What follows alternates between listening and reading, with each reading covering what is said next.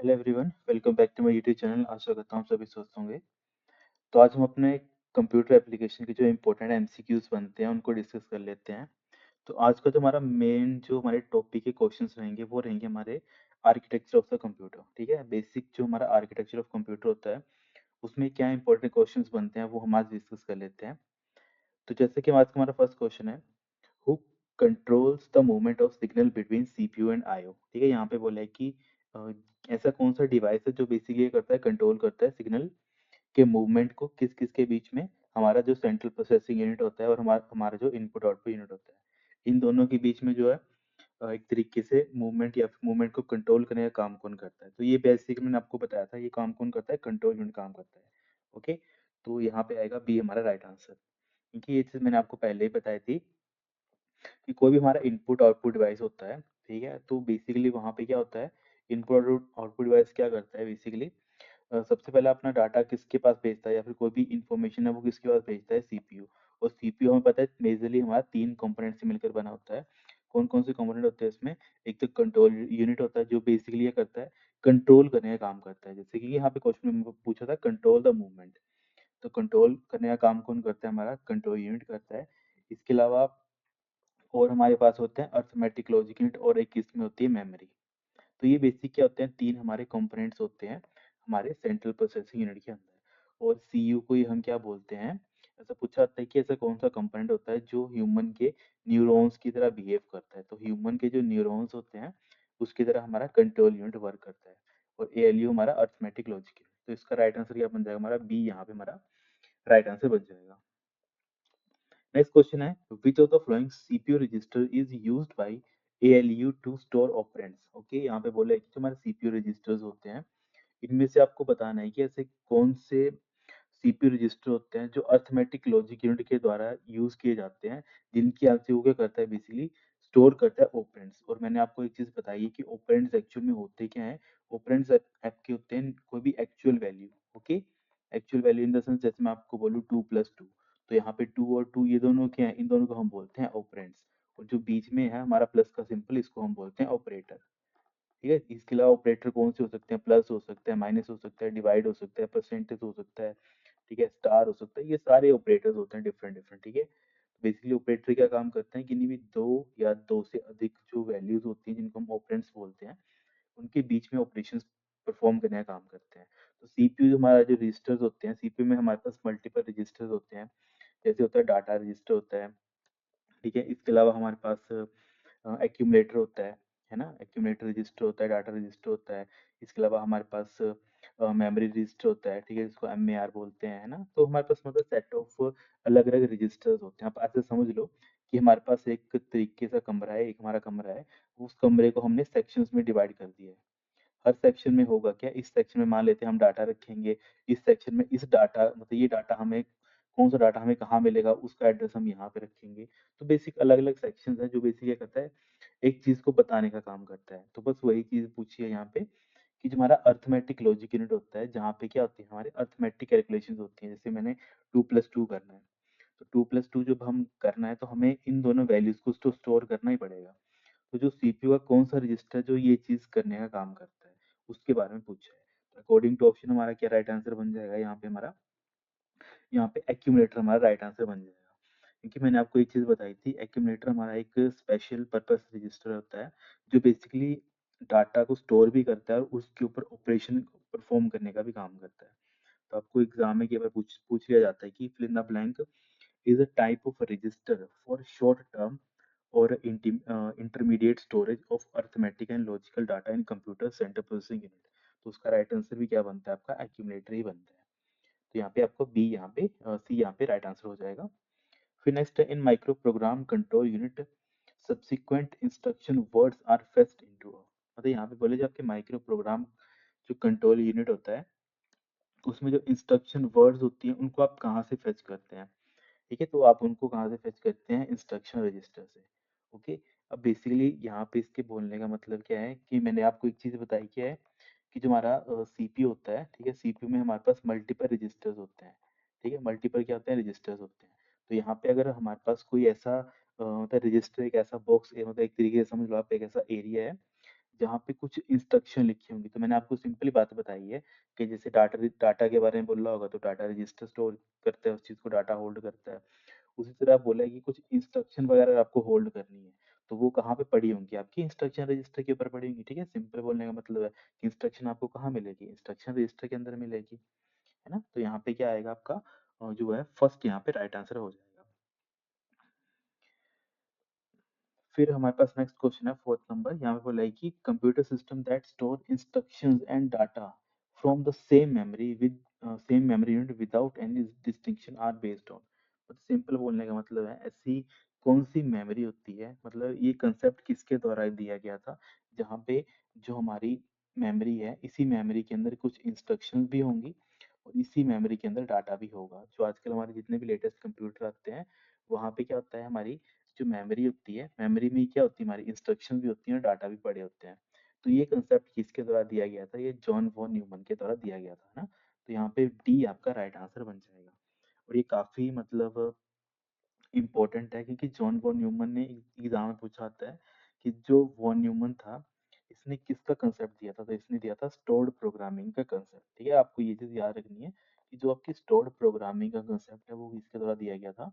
आपके John von Neumann के द्वारा। उस स्टोर प्रोग्रामिंग का मतलब भी क्या होता है कि जो भी आप प्रोग्राम क्रिएट करोगे उसका जो इंस्ट्रक्शन होंगी और उन इंस्ट्रक्शंस के जो डाटा होंगे वो एक ही मेमोरी में हम यूटिलाइज कर सकते हैं उन दोनों चीज़ों को, है ना। और उनको अगर हमें आपस में लेना होगा तो हम क्या कर सकते हैं? अगर मान लेते हैं इंस्ट्रक्शन क्या हो सकती है कि मुझे क्या करना है, ऐड करनी है टू वैल्यूज, है ना, ये मेरी इंस्ट्रक्शन आ गई।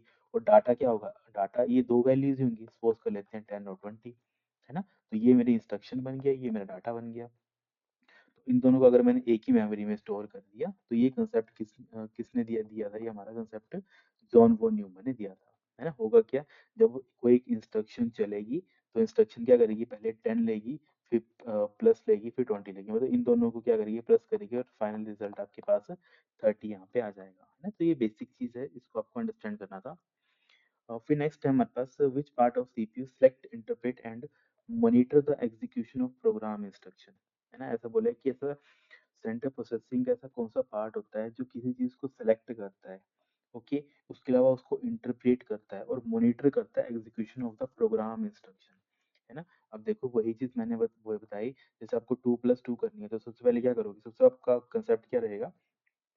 सबसे पहले आप वैल्यू लाओगे, ठीक है, वैल्यू आप 1 लेकर आओगे। वैल्यू 1 क्या है यहाँ पे हमारे पास? 2 है ना। यहाँ पे जो हमारी वैल्यू 1 हमारे पास 2 है।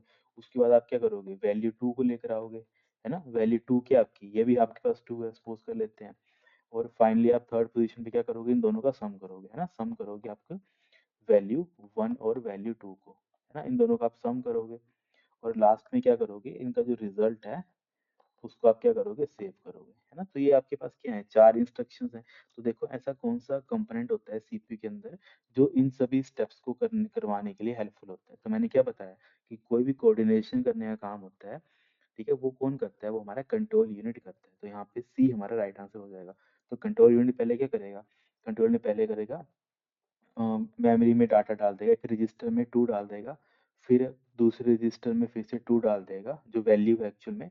और लास्ट में इन दोनों के बीच में हमें करना क्या है, प्लस करना है इनको। तो वो प्लस भी परफॉर्म करवाएगा इन दोनों के साथ। और जो लास्ट में रिजल्ट होगा उसको भी वो क्या करेगा, कंट्रोल करेगा और उसको वहां पे सेव करेगा। तो मतलब इंटरप्रेट कर रहा है जो भी इंस्ट्रक्शंस हैं, उनको मॉनिटर भी कर रहा है कि जो रिजल्ट आ रहा है वो ठीक आ रहा है कि नहीं आ रहा है, कैसे कैसे एग्जीक्यूट होंगी, ये सारी चीजें हैंडल कर रहा है। और लास्ट में आके जो आपका रिजल्ट है उसको भी वो क्या कर रहा है, किसी ना किसी मेमोरी में स्टोर कर रहा है। ओके, तो देखो सारा कोऑर्डिनेशन का काम कौन करता है, हमारा कंट्रोल यूनिट करता है। फिर हमारे पास नेक्स्ट क्वेश्चन है, which bus is used to specify memory locations for the data being transferred, है ना।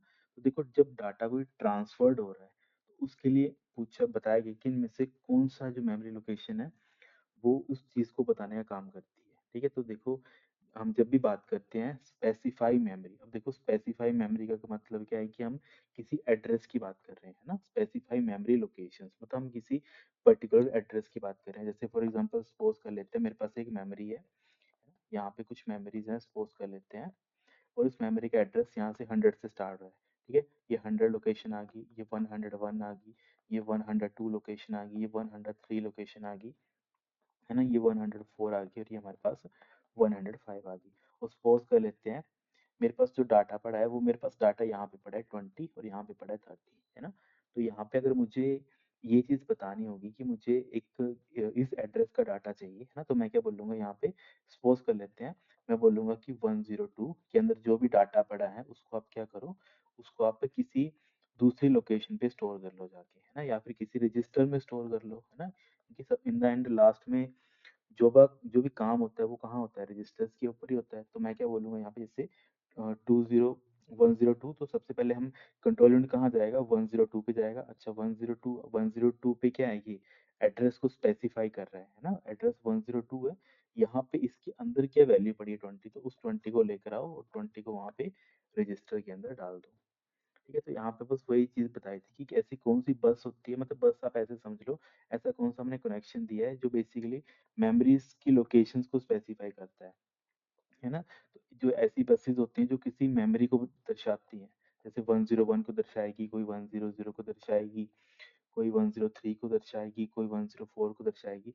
तो जितनी भी इस टाइप की बसेस होती है उनको हम क्या बोलते हैं, एड्रेस बस बोलते हैं, जो बेसिकली क्या करती हैं, किसी एड्रेस को दिखाने का काम करती हैं। तो यहाँ पे हमारा सी क्या बन जाएगा, राइट आंसर बन जाएगा। फिर नेक्स्ट क्वेश्चन आता है कि ये सारे क्वेश्चंस वही हैं जो एग्जाम में पूछे जा चुके हैं पहले ही, तो आप इनको एक बार देख लोगे तो आपको मतलब ठीक रहेगा, कि आपको पता रहेगा, आइडिया रहेगा कि किस टाइप के क्वेश्चंस एग्जाम में पूछे जाते हैं।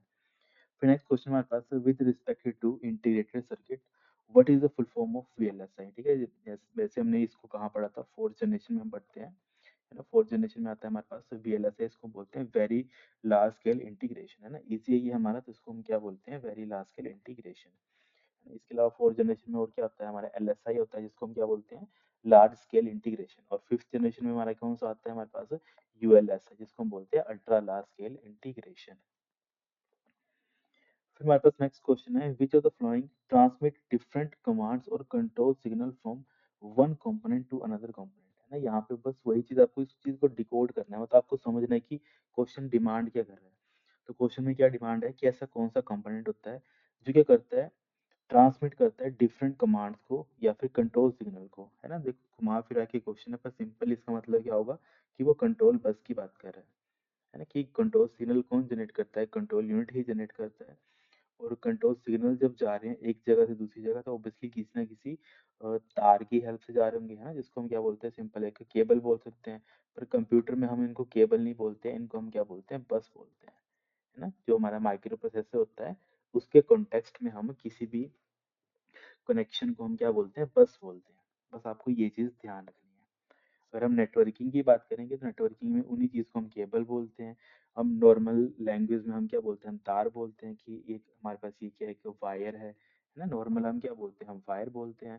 पर अगर हम इसी कोई माइक्रो प्रोसेसर के कॉन्टेक्स्ट में बोल रहे हैं या फिर कंप्यूटर आर्किटेक्चर के बिहाफ पे बोल रहे हैं, तब हम इसको बस बोल लेंगे।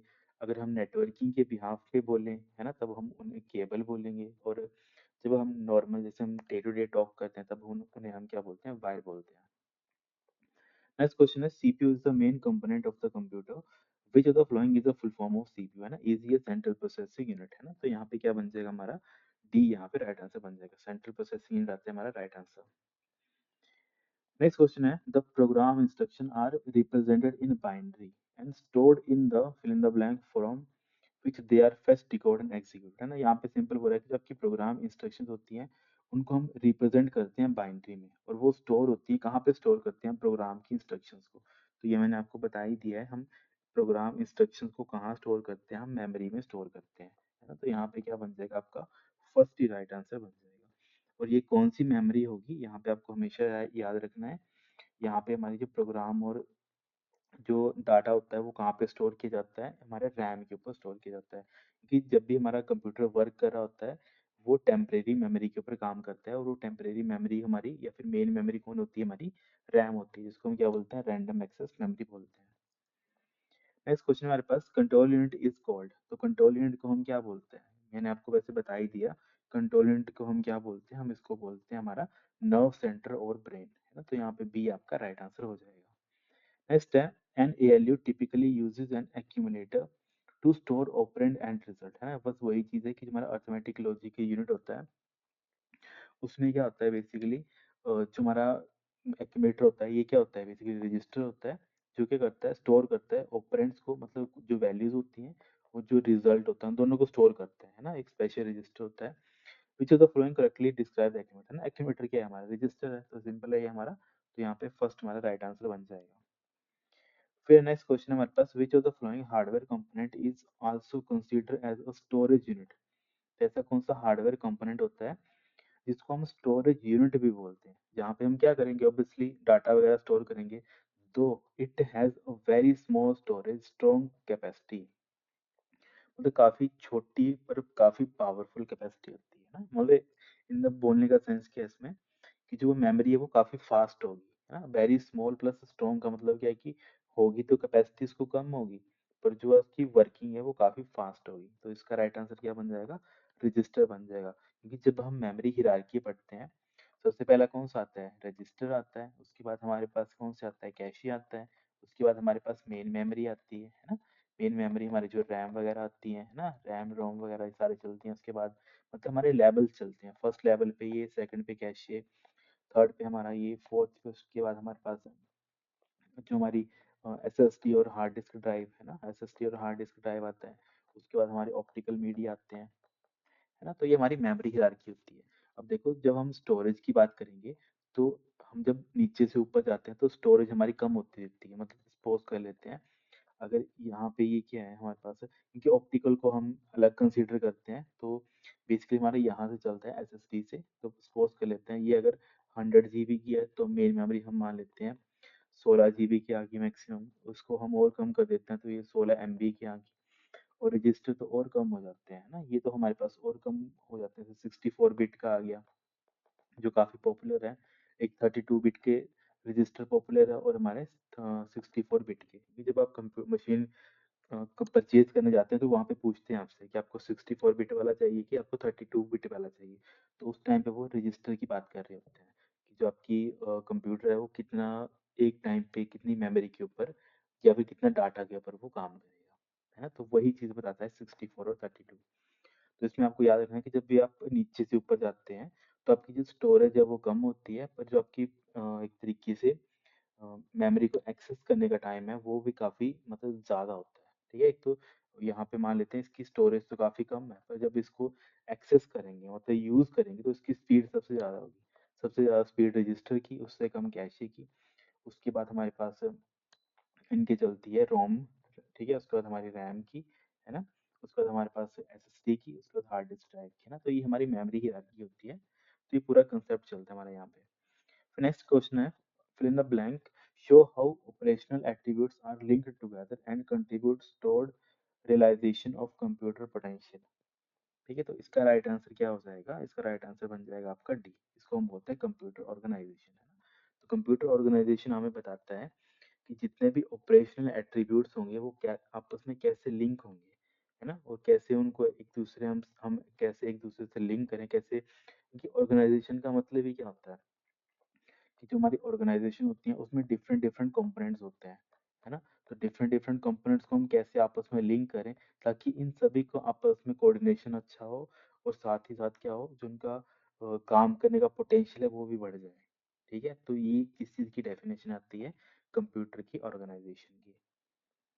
नेक्स्ट क्वेश्चन आता है हमारे पास, a fill in the blank is the conceptual design and fundamental operation structure of a computer system. अब देखो कंसेप्ट है एक तरीके से, और फंडामेंटल ऑपरेशन, तो इस चीज को हम क्या बोलते हैं, इसको बोलते हैं कंप्यूटर आर्किटेक्चर। ऑर्गेनाइजेशन तो हमने देख लिया, ऑर्गेनाइजेशन का मतलब क्या होता है कि जब हम डिफरेंट डिफरेंट कंपोनेंट्स को एक्चुअल में ऑर्गेनाइज करके यूज करते हैं, प्रैक्टिकलिटी में यूज करते हैं, तो हम बोल सकते हैं जो हमारा कंप्यूटर आर्किटेक्चर होता है वो प्रैक्टिकल वे में हम दिखाते हैं। और जो हमारा एक तरीके से कंप्यूटर सॉरी और ऑर्गेनाइजेशन होता है वो हमारा प्रैक्टिकल हम दिखाते हैं। और जो आर्किटेक्चर होता है वो एक तरीके से डिजाइन होता है कि हम एक घर कैसे डिजाइन कर रहे हैं। जैसे हम मान लेते हैं हम कोई एक मशीन बना रहे हैं, तो वो मशीन कैसे बनेगी, कितनी उसकी मेमोरी रैम रहेगी, कितनी उसकी रोम रहेगी, है ना। कौन सा उसमें हम प्रोसेसर यूज कर रहे हैं, तो कौन सा उसमें हम ग्राफिक कार्ड यूज कर रहे हैं, कौन सा हम उसमें मतलब नेटवर्किंग कार्ड यूज कर रहे हैं। तो डिफरेंट डिफरेंट कंपोनेंट्स को यूज करके हम क्या बना रहे हैं, एक डिजाइन बना रहे हैं, है ना। तो उस डिजाइन को हम क्या बोलते हैं, और ये कैसा डिजाइन है, कंसेप्चुअल है, अभी कंसेप्ट है ये, अभी बना नहीं है, बस एक कंसेप्ट हमने बना दिया है। तो इस चीज को हम क्या बोलते हैं, कंप्यूटर आर्किटेक्चर बोलते हैं। नेक्स्ट क्वेश्चन है, fill in the blank tells computer memory, arithmetic logic unit and input and output devices how to respond a program instruction, है ना। तो आपको वही चीज है, बस घुमा फिरा के बार बार पूछी गई है, तो इसको हम क्या बोलते हैं, कंट्रोल यूनिट बोलते हैं। बस आपको एक चीज समझ लेनी है कि कंट्रोल यूनिट होता क्या है, बस वही चीज है, घुमा फिरा के पूछी है। नेक्स्ट क्वेश्चन है, which material is use to manufacture computer chip. तो कंप्यूटर चिप बनाने के लिए हम किसका यूज करते हैं, हम बेसिकली यूज करते हैं सिलिकॉन मटेरियल का यूज करते हैं, है ना। तो सिलिकॉन एक्चुअल में होता है क्या, एक सेमीकंडक्टर होता है। तो यहाँ पे क्या बन जाएगा, डी आपका राइट आंसर बन जाएगा। ठीक है, यहाँ बोला था ना, which material is use to manufacture computer chips. तो कंप्यूटर चिप्स को बनाने के लिए हम किसका यूज करते हैं, सिलिकॉन का। और सिलिकॉन क्या होता है, हमारे पास सेमीकंडक्टर होता है। याद रखना है, सिलिकॉन क्या होता है हमारे पास, सेमीकंडक्टर होता है। तभी तो हम इसको यूज करते हैं डिवाइसेस वगैरह बनाने के लिए। तो यहाँ पे हमारा डी राइट आंसर बन जाएगा। नेक्स्ट क्वेश्चन है, which among the following is type of micro controller in embedded system, है ना। एम्बेडेड सिस्टम एक्चुअल में होते क्या है, जो बेसिकली स्मॉल कंप्यूटर बोलते हैं इनको, है ना। स्मॉल कंप्यूटर होते हैं, जैसे आपका माइक्रोवेव होता है, इसके अलावा जो आपकी वॉशिंग मशीन होती है, उसमें आप एक सिंगल स्विच प्रेस करते हो तो वो बेसिकली कुछ ही टास्क परफॉर्म करता है, मतलब स्मॉल कंप्यूटर होता है और फ्यू ऑपरेशंस ही कर सकता है। ठीक है, फ्यू ऑपरेशंस ही कर सकता है। एग्जाम्पल कौन से होगी, जैसे आपके वॉशिंग मशीन हो गया। ठीक है, वॉशिंग मशीन जब आप यूज करते हो ना, जैसे बटन प्रेस करते हो तो मशीन घूमती है, ये करती है, तो वहां पे भी एक चिप लगी होती है। जो चिप होती है उसको हम बोलते हैं एम्बेडेड सिस्टम। तो यहाँ पे ये दे रखा है कि हम बताओ ARM माइक्रो कंट्रोलर हमारा एम्बेडेड है या फिर MRP माइक्रो कंट्रोलर। तो इन दोनों में से बताना है आपको। ऑप्शन दे रखे हैं कि दोनों हमारे पास एम्बेडेड सिस्टम होते हैं, सिर्फ बी होता है, सिर्फ ए है, या फिर दोनों ही नहीं होता। तो यहाँ पे इसका राइट आंसर क्या बन जाएगा आपके पास, सी। ठीक है, कि एम्बेडेड सिस्टम का यहाँ पे एग्जांपल क्या हमारे पास है, और यहाँ पे हमारा सी ऑप्शन बन जाएगा राइट आंसर। ठीक है, कि जो हमारा ARM माइक्रो कंट्रोलर होता है, यही हमारा एम्बेडेड सिस्टम होता है, क्योंकि MRP माइक्रो कंट्रोलर ऐसा कुछ भी नहीं होता है। और जो ARM है, इसकी फुल फॉर्म काफी बार पूछी जाती है एग्जाम में, तो आपको लिखनी है इसको, एडवांस्ड एडवांस राइस मशीन। ठीक है, एडवांस राइस मशीन। ठीक है, इसको आपने पूरा लिख लेना है, एडवांस राइस मशीन। ये एग्जाम में ये पूछी जाती है, और ये सबसे ज्यादा मतलब पॉपुलर एक तरीके से माइक्रो कंट्रोलर, ठीक है, माइक्रो कंट्रोलर है, जो बेसिकली क्या करता है, जो काफी बड़ी इंडस्ट्रीज होती हैं वो इसको यूज करती हैं, किस किस डिवाइस में कहाँ कहाँ पे यूज करती हैं। बेसिकली जो हमारे पास वायरलेस नेटवर्किंग होती है, फिर सेंसर होते हैं, वहां पे हम इसका यूज करते हैं। तो कई बार पूछ ही लें कहाँ पे यूज कर सकते हो आप, तो जो हमारे डिफरेंट डिफरेंट सेंसर्स होते हैं, इसके अलावा जो हमारे पास वायरलेस, अगर कोई हमारे पास एक तरीके से नेटवर्किंग जहाँ पे हम यूज कर रहे हैं, ठीक है, क्योंकि वायरलेस नेटवर्किंग में भी हम क्या ही काम करवाएंगे, सिंपल एक थोड़ा सा ही काम करवाएंगे कि एक नेटवर्क को हम कैसे आगे डिस्ट्रीब्यूट करेंगे, है ना। तो मतलब कुछ छोटा ही काम करवाएंगे, उससे ज्यादा कॉम्प्लेक्स काम कुछ नहीं करवाएंगे कि उससे हमने म्यूजिक चलवाना है, उससे हमने ये करवाना है, ऐसा कोई काम नहीं करवाएंगे हम उससे। सिंपल हम उससे क्या करेंगे, नेटवर्क को डिस्ट्रीब्यूट करवाने का काम करेंगे। तो मतलब एक स्मॉल कंप्यूटर होगा और फ्यू ही छोटा, मतलब कुछ ही काम करेगा। तो यहाँ पे ARM आपको याद रखना है। फिर हमारे पास नेक्स्ट क्वेश्चन आता है, with reference to micro controller PIC stand for, है ना। माइक्रो कंट्रोलर जैसे अभी हमने देखा ना, ARM हमारा क्या होता है, एक माइक्रो कंट्रोलर होता है, तो उसमें एक कंसेप्ट आता है PIC, है ना। तो PIC को हम क्या बोलते हैं, इसको बोलते हैं पेरिफेरल इंटरफेस कंट्रोलर, जहाँ से बेसिकली हम किसी भी डिवाइस को कंट्रोल करते हैं। ठीक है, तो उसको हम बोलते हैं PIC।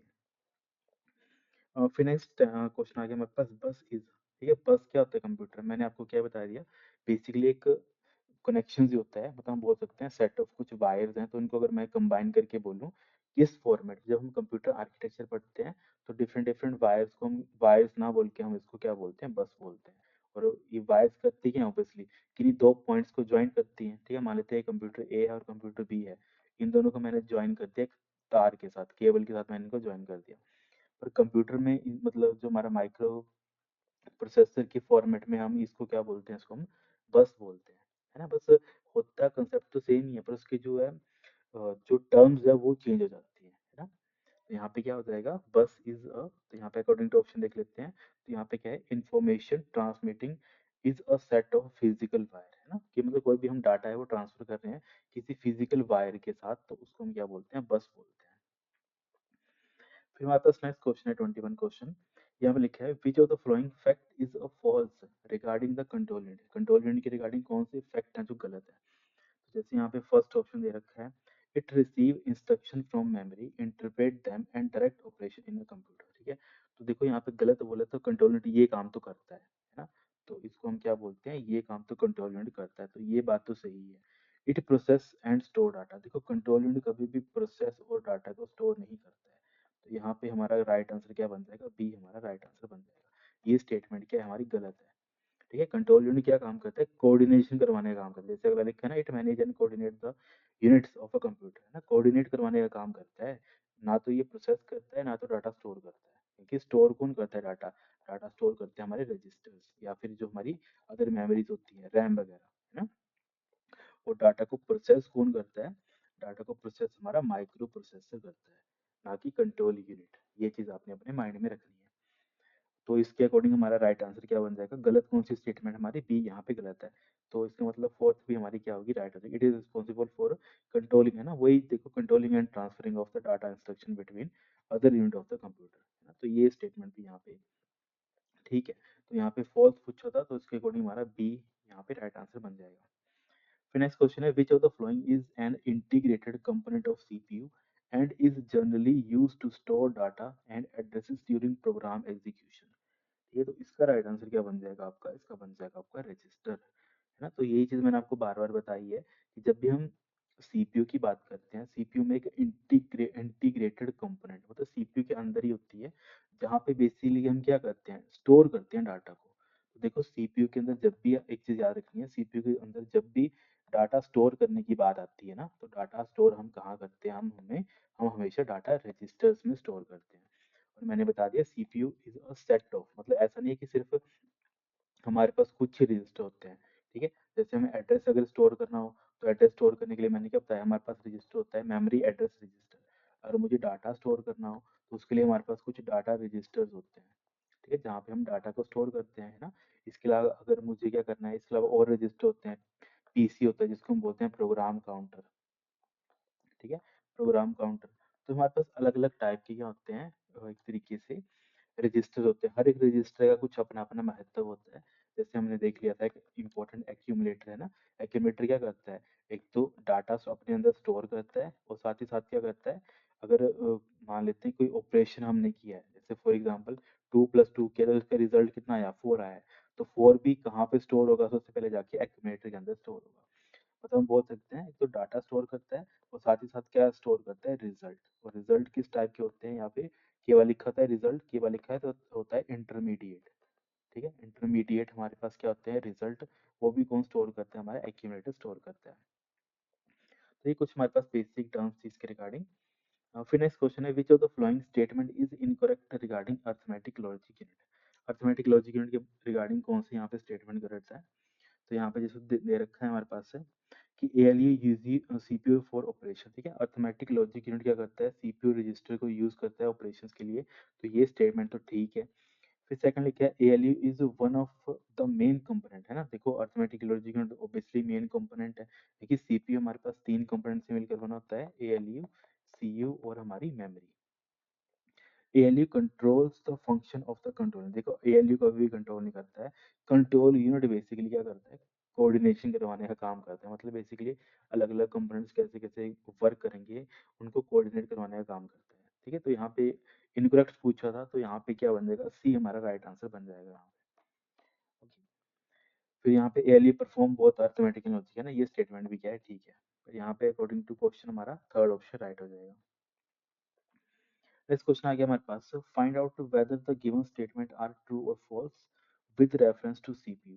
सीपीयू के कॉन्टेक्स्ट में बताना है कि कौन से स्टेटमेंट, मतलब स्टेटमेंट सही है कि गलत है। तो सबसे पहले जो स्टेटमेंट दे रखी है यहाँ पे, it is made up of register memory, control unit and arithmetic logic unit. Okay, तो यहाँ पे हमारे पास जो फर्स्ट स्टेटमेंट है वो क्या है, बिल्कुल तुम्हारी मतलब ट्रू स्टेटमेंट है कि तुम्हारी सीपीयू होता है, उसमें क्या होते हैं, हमारे पास मेमोरी होती है, कंट्रोल यूनिट होता है और अर्थमेटिक लॉजिक यूनिट होता है ना। और मेमोरी मैंने आपको पहले ही बता दिया था, मेमोरी हमारी कौन सी मेमोरी की बात कर रहे होते हैं, हम रजिस्टर की बात कर रहे होते हैं, क्योंकि सीपीयू के अंदर होती है ना वो मेमोरी, है ना। मैंने आपको एक चीज पहले ही बताई है कि जो हमारा सीपीयू होता है, सीपीयू के अंदर तीन चीजें होती हैं। एक मेमोरी होती है ना, इसके अलावा उसके पास अपना कंट्रोल यूनिट होता है, और हमारे पास अर्थमेटिक लॉजिक यूनिट होता है ना। और ये मेमोरी कौन सी होती है, ये हमारी रजिस्टर होते हैं। In a modern computer it is contained and integrated circuit chip called a motherboard, है ना। तो मदर यहाँ पे बोले कि जो हमारे पास मॉडर्न कंप्यूटर होते हैं, यहाँ पे जो इंटीग्रेटेड सर्किट चिप होते हैं उनको मदरबोर्ड बोलते हैं। तो यहाँ पे ये स्टेटमेंट क्या होता है कि हमारी गलत हो जाएगी। ठीक है, तो यहाँ पे हमारे पास क्या ऑप्शन बन जाएगा कि फर्स्ट ट्रू एंड सेकंड हमारी फॉल्स। तो यहाँ पे बी हमारी यहाँ पे राइट आंसर बन जाएगा। ओके, तो यहाँ पे बी हमारा क्या है, यहाँ पे बिल्कुल राइट आंसर हो जाएगा। और फिर हमारे पास नेक्स्ट क्वेश्चन आता है, during execution CPU select and retrieve instruction from. ठीक है, जब भी एग्जीक्यूशन हो रही होती है तो वहाँ पे जो सीपीयू है वो सेलेक्ट करता है और रिट्रीव करता है इंस्ट्रक्शन। तो वो कहाँ से लेकर आता है इंस्ट्रक्शंस को, है ना। और एक्चुअल में इंस्ट्रक्शंस क्या होती हैं, जैसे मान लेते हैं एक आपका प्रोग्राम है। प्रोग्राम कौन सा आपका व्हाट्सएप का प्रोग्राम है, सपोज कर लेते हैं ना, क्योंकि आप सभी डेली लाइफ व्हाट्सएप यूज करते हो। तो व्हाट्सएप मान लेते हैं एक प्रोग्राम है, तो व्हाट्सएप के अंदर काफी ज्यादा इंस्ट्रक्शन लिखी होंगी, है ना। जो बैक एंड पे आपको कोडिंग होती है ना वो लिखी होगी, सपोज कर लेते हैं इंस्ट्रक्शन 1 है, ये इंस्ट्रक्शन 2 है, ये 3 है, ये 4 है, ये 5 है, ये 6 है। तो ऐसे करके इंस्ट्रक्शंस लिखी हैं। तो जब आप व्हाट्सएप चला रहे होते हो तो सीपीयू क्या करता है, वन बाय वन जैसे जैसे आप उसको यूज करते हो वैसे वैसे इंस्ट्रक्शन लेकर आता है और उनको एग्जीक्यूट करता है। तो वो इंस्ट्रक्शन कहाँ से लेकर आता है, बस वो चीज आपसे पूछी है। तो मैंने आपको एक चीज सबसे पहले भी बताई थी, बेसिक चीज है, जितना भी आपका काम होता है ना, मेमोरी से रिलेटेड, मतलब जो भी आपकी एप्लीकेशन होती हैं वो कहाँ पे रन करती हैं, आपकी रैम के ऊपर काम करती हैं। ठीक है, और रैम रैम को ही हम क्या बोलते हैं, हम मेन मेमोरी बोलते हैं। तो आपने याद रखना है, during execution CPU select and retrieve instructions from main memory, और मेन मेमोरी को हम क्या बोलते हैं, रैम बोलते हैं। नेक्स्ट क्वेश्चन हमारे पास, which memory can be directly accessed by the CPU of the computer, है ना। ऐसी कौन सी मेमोरी है जिसको हम डायरेक्टली एक्सेस करते हैं CPU of the computer, CPU उसको डायरेक्टली एक्सेस कर लेता है, उसको हम किस टाइप की मेमोरी बोलते हैं। तो यहाँ पे देखो अकॉर्डिंग टू ऑप्शन देखा जाए तो यहाँ पे कैश की मेमोरी राइट आंसर हो जाएगा।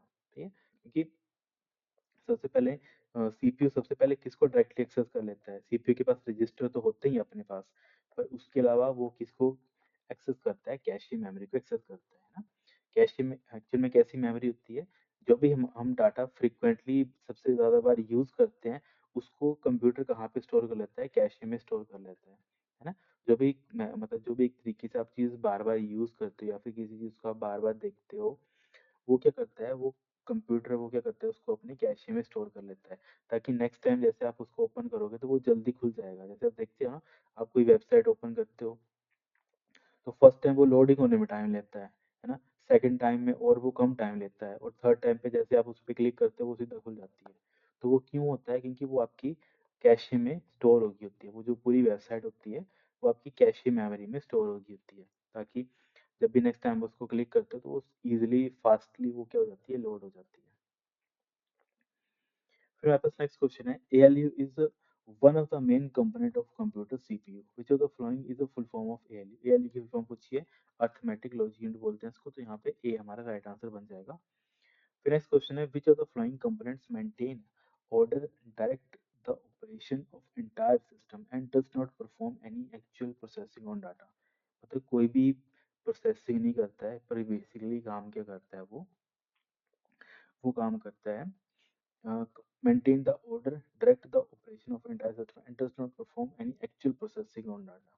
ठीक है, तो ये काम कौन करता है इसके बारे में पूछा है, तो इसका राइट आंसर क्या बन जाएगा, इजी है, कंट्रोल यूनिट काम करता है। देखो मैंने एक चीज पहले बताई थी कि डायरेक्शन देने का काम कर कौन करता है या फिर कोऑर्डिनेशन करवाने का काम कौन करता है, हमारा कंट्रोल यूनिट करता है ना। तो बस वही चीज है, तो यहाँ पे क्या होगा, ए आपका राइट आंसर बन जाएगा।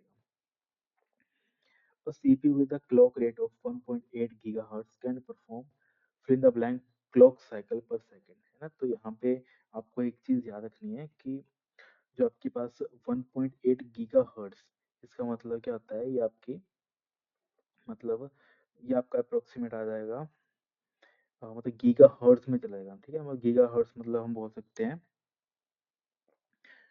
मतलब अप्रोक्सीमेटली 10 10 जीरो हो जाएंगी। तो यहाँ पे तो मेरे को लग रहा है 3 6 3, तो यहाँ पे हमारा डी ऑप्शन यहाँ पे अकॉर्डिंग टू हमारा राइट बन जाएगा। ठीक है, तो गीगा हर्ट्स में क्या होगा, क्योंकि 1.8 तो एक तो 18 हो जाएगा, इसके अलावा जो आगे इसमें जो जीरोस होंगी, ठीक है, वो कितनी हो जाएंगी हमारे पास, 3 3 6, 3 3 6 है ना, 6 2 8। ठीक है, तो यहाँ पे कितना बन जाएगा, ये वाला यहाँ पे राइट आंसर बन जाएगा। ठीक है, तो यहाँ पे हमारा डी हमारा राइट आंसर बन जाएगा। तो मतलब गीगाहर्ट्ज में अप्रोक्सीमेटली इतने हमारे पास ये आते हैं। ठीक है, तो इतना क्लॉक साइकिल्स को इतना डिटेल में जाने की जरूरत नहीं है, बस यहाँ पे एक क्वेश्चन पूछा था। तो फिर हमारे पास नेक्स्ट क्वेश्चन है, CPU with a memory address. ठीक है, मतलब एक सीपीयू है जिसका अपना एक मेमोरी एड्रेस है, उसमें 24 बिट का मेमोरी एड्रेस है उसका, तो उसमें एड्रेस स्पेस कितना होगा। ठीक है, तो अगर किसी का क्या बोलते हैं, अगर मेमोरी एड्रेस का साइज 24 बिट है, तो उसका टोटल मेमोरी कैपेसिटी कितनी होगी वो पूछा होगा। तो उसका मतलब क्या है, उसको 2 रेज़ टू पावर 24 करना है। मतलब आपको क्या करना है, 2 रेज़ टू पावर उसको क्या करना है, 24 करना है, जो अप्रोक्सीमेटली आपका कितना बन जाएगा।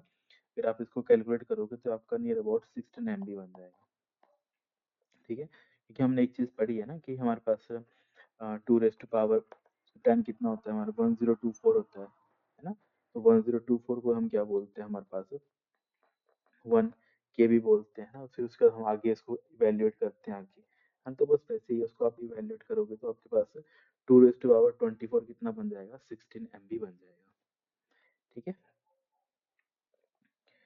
फिर नेक्स्ट आता है हमारे पास, which of the following is the processing unit of the computer. तो प्रोसेसिंग यूनिट हम किसको बोलते हैं, हम सीपीयू को बोलते हैं, क्योंकि सारा का सारा प्रोसेसिंग का काम कहाँ होता है, हमारा सीपीयू के ऊपर ही होता है। तो यहाँ पे फर्स्ट हमारा राइट आंसर बन जाएगा।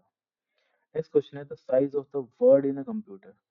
तो एक्चुअल में जो वर्ड होता है कंप्यूटर में वो क्या होता है ना। तो वर्ड एक्चुअल में होता है क्या है, मैंने आपको बेसिक एक चीज बताई थी कि वर्ड क्या होता है, कि कितना अमाउंट ऑफ डाटा एक टाइम पे सिस्टम उसको डील कर लेता है। तो मैंने जैसे आपको एग्जांपल बताया था, जैसे आप कंप्यूटर खरीदने जाते हो तो वहाँ पे आपको पूछते हैं कि आपको 32 बिट का चाहिए या फिर 64 बिट का चाहिए। तो यहाँ पे 32 और 64 बिट एक्चुअल में क्या होते हैं, ये ही वर्ड होते हैं। ठीक है, और यही वर्ड मतलब यही क्या होता है, उसके रजिस्टर का साइज होता है। जो आप अपने कंप्यूटर परचेज करोगे ना, उसमें जो एक्चुअल उसका रजिस्टर का साइज है वो कितना होगा, 32 बिट का होगा या 64 बिट का होगा। तो ये आपसे दुकानदार पूछता है कि आपको किन दोनों में से कौन सा लेना है। तो वही हम क्या बोलते हैं आर्किटेक्चर में, उसी को हम क्या बोलते हैं, वर्ड बोलते हैं। कि मतलब एक टाइम पे वो कितने अक्षर पढ़ सकता है, 32 अक्षर पढ़ सकता है कि 64 अक्षर पढ़ सकता है। मतलब आपके पास कितना है, ऐसे करके एक बॉक्स बना होगा। ठीक है, एक बॉक्स होगा जिसमें 32 लोकेशंस होंगी, और एक बॉक्स होगा जिसमें कितनी होंगी, आपकी 64 लोकेशंस होंगी। ठीक है, यहाँ पे कितनी है, 64 लोकेशन होंगी। तो हम इसको हम क्या बोलते हैं कि ये 32 बिट का रजिस्टर है और ये 64 बिट का क्या हमारे पास रजिस्टर है।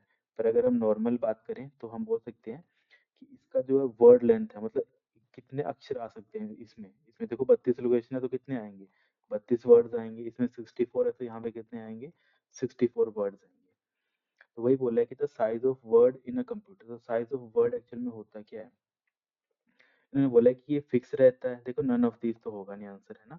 तो यहाँ तो इसको तो पहले आप कैंसिल कर दो। तो लिखा है varies with the same computer. ठीक है, सेम कंप्यूटर में वो कभी वेरी नहीं करता है, तो ये यहाँ पे गलत है। फिक्स्ड इन एवरी केस, देखो फिक्स तो होता नहीं, के बाद 64 होता है, के बाद 32 होता है, तो ये स्टेटमेंट यहाँ पे गलत है। तो fixed in a computer but varies among different, है ना, वही चीज आगे जो मैंने अभी आपको समझाई कि आपकी मर्जी है वो आप कौन सा कंप्यूटर लेना चाहते हो। आप 32 वाला भी ले सकते हो, 64 वाला भी ले सकते हो। तो उस कंप्यूटर के लिए 64 के लिए फिक्स तो रहेगा, पर ऐसा नहीं है कि 32 वाले जो सिस्टम है वो अपना अलग, उसकी अपनी रजिस्टर है, 64 वाले का अपना अलग रजिस्टर है ना। तो उसका क्या होगा, फिक्स इन अ कंप्यूटर, मतलब अपना जो कंप्यूटर आप लेंगे उसके लिए तो वो फिक्स रहेगा। पर ऐसा नहीं है, अलग अलग कंप्यूटर में वो वेरी कर सकता है ना। जैसे हम बोल सकते हैं कि एक विंडोज किसी ने 10 ली, एग्जाम्पल ये समझ लेते हैं कि कोई दो दोस्त हैं। ठीक है, कोई दो दोस्त हैं, वो दोनों मार्केट गए और उन्होंने बोला कि हम कंप्यूटर लेंगे, कौन सा लेंगे, उनको ज़्यादा आइडिया नहीं था, उन्होंने बोला हम लेंगे विंडोज़ का।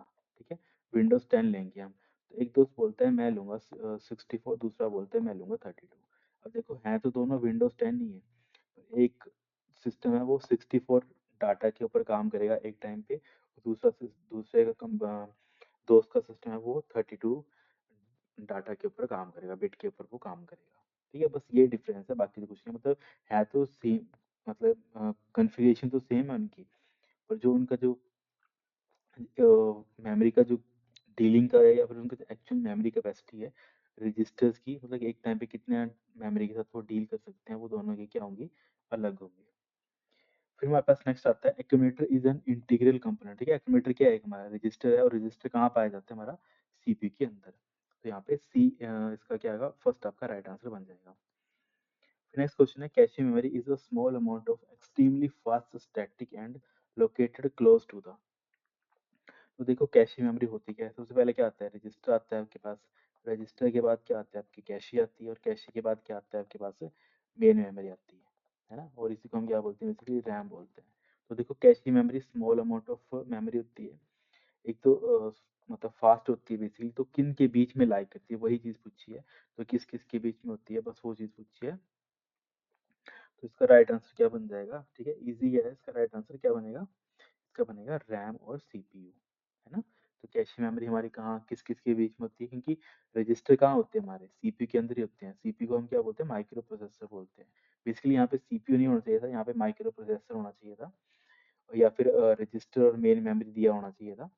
पर अकॉर्डिंग टू ऑप्शंस देखा जाए तो यहाँ पे सबसे जो क्लोजली हम बोलते हैं ना, क्लोजली मैचअप कौन सा ऑप्शन है, तो यहाँ पे फर्स्ट यहाँ पे राइट आंसर बन जाएगा कि रजिस्टर और मेन मेमोरी या फिर रैम के बीच में कौन सी मेमोरी लाई करती है, हमारी कैशे मेमोरी लाई करती है। फिर यहाँ पे हमारे पास नेक्स्ट क्वेश्चन है which of the following statement is wrong. यहाँ पे बताना है इनमें से कौन सा स्टेटमेंट है जो हमारी गलत है ना। तो यहाँ पे देखो external memory is a high storage capacity and is stable, तो ये चीज तो ठीक है।